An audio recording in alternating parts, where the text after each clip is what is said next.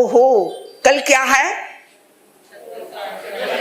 36, 36वां। सुनना है आपको? कितनी बजे से शुरू होगा? 8:15 बजे से, ठीक 8:15 बजे 36वां अध्याय शुरू होगा।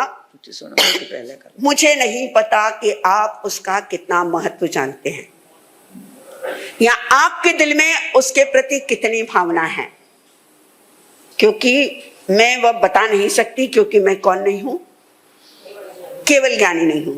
लेकिन परंपरा के अनुसार हमारे यहां पर दिवाली के दूसरे दिन क्या होता है, 36वां अध्याय और गौतम रास, ये दोनों चीजें होती है।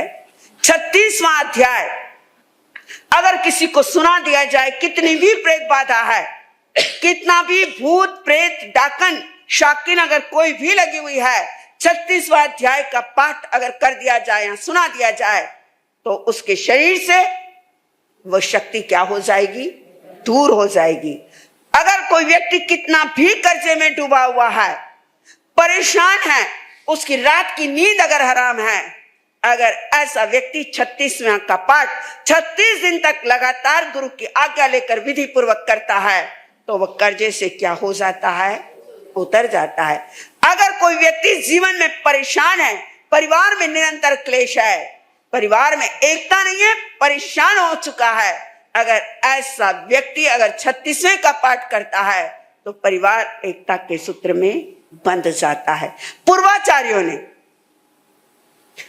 आचार्य भद्रबाहु ने, जो 14 पूर्वधारी थे, उन्होंने निरुक्ति के अंदर उत्तराधीन की महिमा गाते हुए और 36वां की महिमा गाते हुए लिखा है, 36वां एक ऐसा अध्याय है जो जीवन के अंदर हर चीज को उपलब्ध करवा देता है।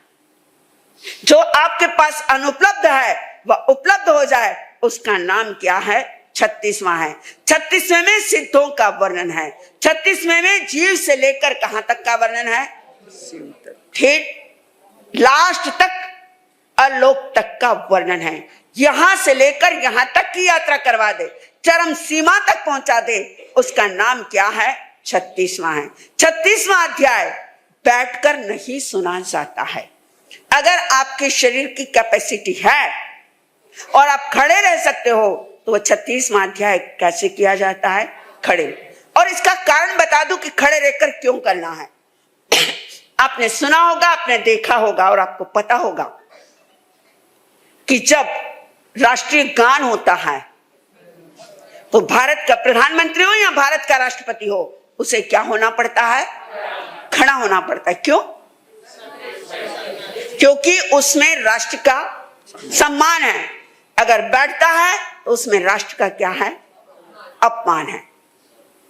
तो ये 36वां अध्याय में खड़े रहना, ये जिन शासन का क्या है, सम्मान है। सैल्यूट है जिन शासन को, सम्मान है जिन शासन का। क्योंकि हम प्रभु महावीर की स्मृति में, महावीर ने आज के दिन आजादी पाई थी, किससे, अपने शरीर से, द्वैत विज्ञान से। इस शरीर से उनकी आत्मा मुक्त हो गई।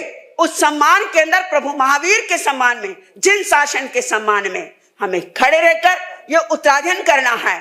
आप भाव से करिए, आप श्रद्धा से करिए, आप आस्था से करिए, आप दिल से करिए, आपके परिवार को लेकर आइए।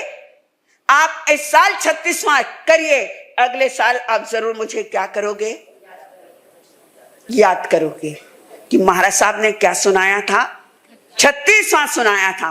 और 36वां करके देखो, एक अलग अनुभूति होगी, एक अलग आनंद होगा।